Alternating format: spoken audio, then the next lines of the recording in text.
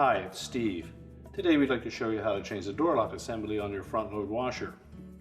The door lock assembly on this particular washer uses a dual solenoid for both lock and unlock functions. It has a door switch as well as a combination light switch. It's complete with the light bulb, and it also has a spin enable switch. It's a really easy job to change this part. Let me show you how we do it. Now before we begin this repair, the first thing we'll need to do is to disconnect power to the appliance. So simply pull it far enough forward that you can unplug it. Now next we'll need to lift the main top to access those components. So we'll first of all open up the detergent door, and we're going to remove 4 Phillips screws that secure that bezel.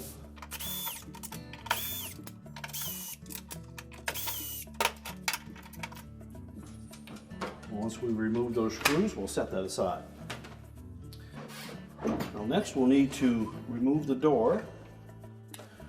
There's a single screw through the middle of both hinges, so we're just going to remove that first.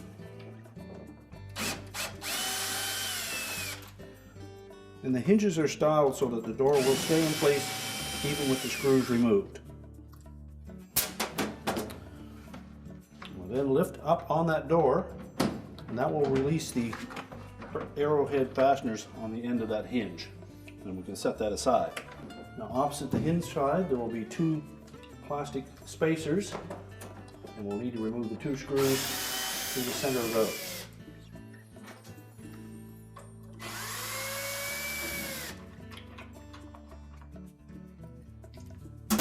And take note that the screws that go through the spacers are different than the ones for the hinge.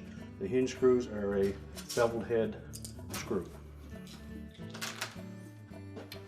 Well, next we'll need to remove the front panel. We're just going to grasp the top on both sides of that front panel. We'll pull the inside portion of that forward, twisting motion, and that will release it from a little spring clip. We just tilt it forward, then lift it off the 2 tabs attached to the base. We can now set the front panel aside. Now next we'll need to raise the main top, and it's held in place with a hook on either side here. There's a screw that goes up through the top, and we'll need to remove those. Now the screw is a 5/16 hex head.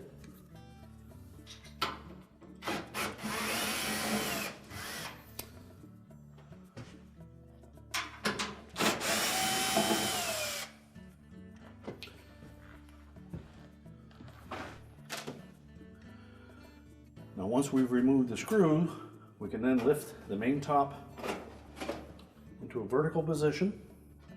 And we suggest that you have something to support that, either lean it up against a wall, or if you have a short cord or a wire that you can attach from the frame at the front to one of the holes in the main top, and that'll keep it from putting too much pressure on the hinges. Now with the top up, we now have access to that door lock assembly. So our next step will be to disconnect the wire harness connectors, one for the light bulb, one for the door switch, light switch.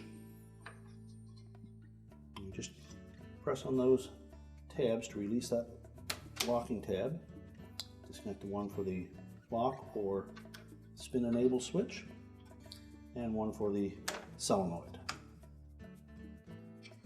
Once we have all of those disconnected, also note that there's a little nylon cord that runs over to the left here, and it goes through a little notch on that housing for the soap box. We're just going to pull that out of there, and then we'll remove the 2 5/16 screws that secure that to the mounting bracket.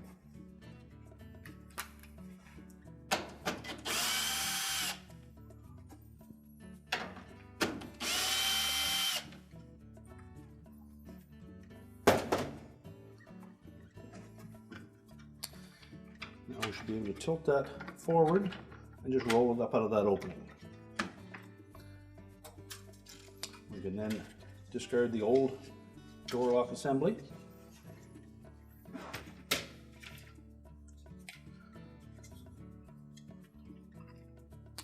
And we'll simply set the new one down into place.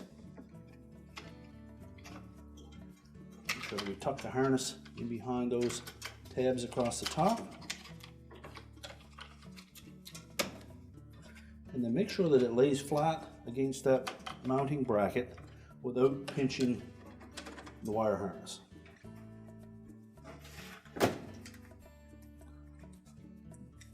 Reinstall the screws.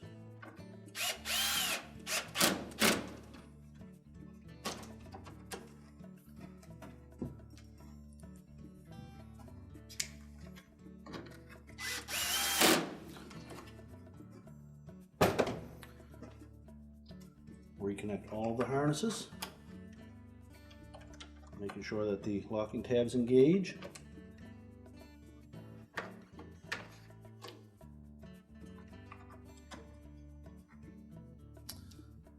And then we're going to rethread that nylon cord, which is actually the emergency release for the door lock. Should it fail, you can open the soap box, access that, and pull it to manually unlock the door. So we'll tuck it under that harness, load over the top of that rim, and then just loop it back through that hole. And we'll recheck that when we go to put the cover on the soap box to make sure that it's still in place. And now we can put the main top down. So next we'll just remove that temporary support that we had for the main top.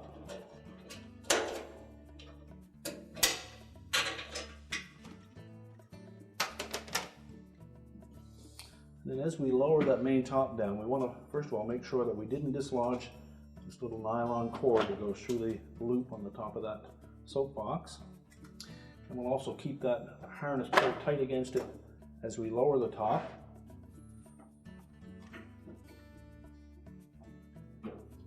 And then everything should lay flush across the top, and then put the 2 screws up through into the main top to secure it.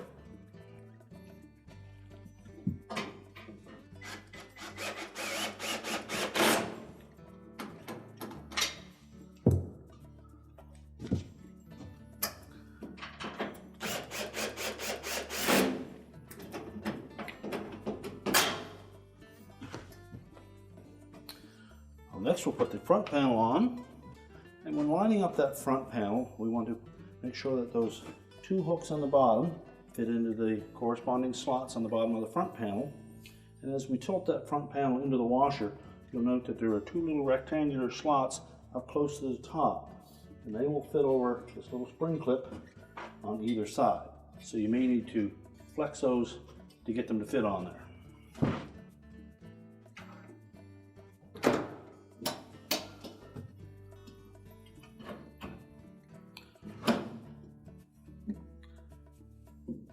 Properly installed, you should see an equal space on both sides where the hinge would fit. And once we have that in place, we can go ahead and put the 2 plastic spacers in with the corresponding screws.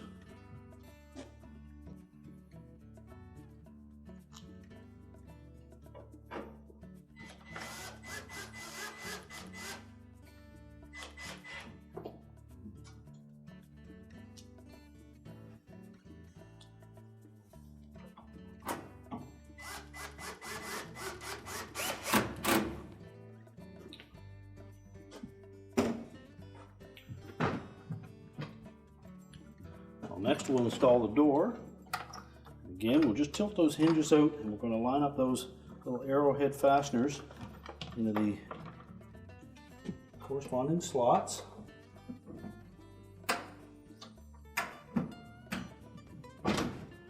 Just make sure they're in all the way, and as they drop down they'll hook onto that frame in behind, and then all we have to do is secure it with the screws.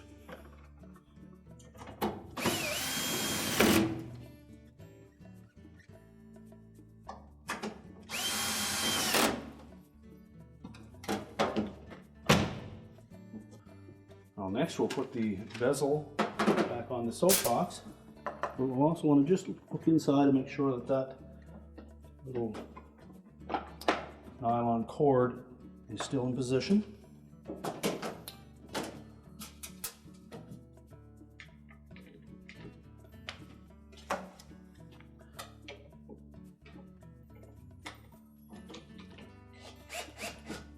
may have better luck putting the rear screws in first, not tend to pull that inner soapbox up flush to the bottom of the bezel. Then you can install the front ones.